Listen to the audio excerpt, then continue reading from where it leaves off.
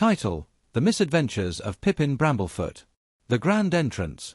I had always believed that life in the small village of Tinkerton would be, well, uneventful.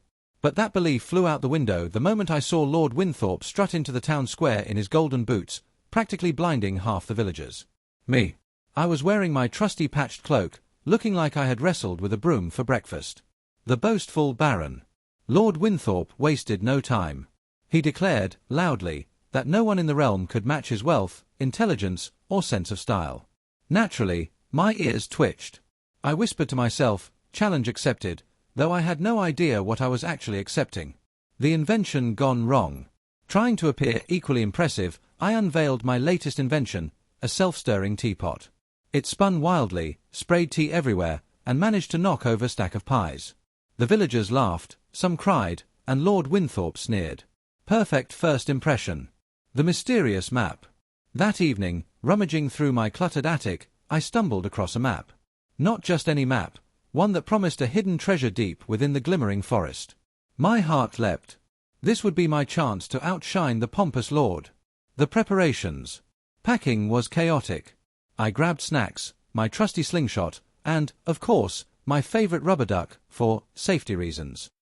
Meanwhile, Lord Winthorpe announced he, too, was seeking the greatest treasure the realm has ever seen, clearly expecting an easy win. Into the forest. The glimmering forest was alive with glittering lights and odd sounds. I ducked under a glowing vine, narrowly avoiding a squirrel that looked like it was wearing a tiny crown. Stay focused, Pippin, I muttered. The talking mushroom. A mushroom popped up in the middle of my path and spoke, "Who dares tread on my mossy carpet?" I leapt back, nearly tripping over a root. After some awkward negotiation, and a small bribe of breadcrumbs, the mushroom grudgingly allowed me to pass. The first obstacle. A rickety bridge spanned a bubbling creek. I tiptoed, humming a heroic tune. Halfway across, I heard a splash. Looking back, Lord Winthorpe was flailing in the water, his golden boots completely soaked. Score one for me. The puzzle gate. Ahead, a gate barred the path, covered in glowing runes. I scratched my head, muttering to myself. With a combination of luck, intuition, and a dash of accidental nonsense, the gate swung open. I'm pretty sure the gate was more impressed by my charm than my intellect. The mischievous sprite. A tiny sprite appeared, giggling and flitting about. It seemed determined to trip me at every turn. After several pratfalls and some quick thinking involving a rope and my rubber duck, the sprite finally flew off, leaving me covered in leaves. Heroic, yes, but stylish? Not so much. Lord Winthorpe catches up. Just when I thought I had a head start, Lord Winthorpe arrived, dripping and furious. He waved a rolled-up map and shouted something about unparalleled superiority. I bowed deeply, hiding a grin. This was going to be fun. The hidden cave. I discovered a hidden cave behind a waterfall. It smelled faintly of damp socks and adventure. Inside, glittering stones lined the walls, and I knew this had to be the treasure. My excitement was interrupted by a loud, pompous aha from behind. The riddle of the stones. To unlock the treasure, a riddle appeared in glowing script. I speak without a mouth and hear without ears. I have no body, but I come alive with wind. I pondered dramatically, then sneezed. Somehow, echo was correct. The treasure chest clicked open. The treasure revealed. Inside lay gold, gems, and a stack of very ornate rubber ducks.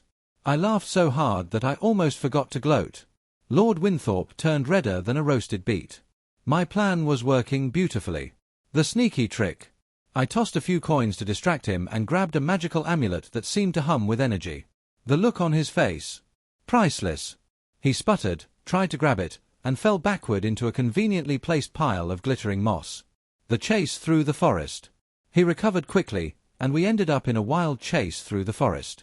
I swung from vines, dodged enchanted frogs, and slid down muddy hills. Somewhere along the way, we both ended up tangled in a cluster of glowing vines.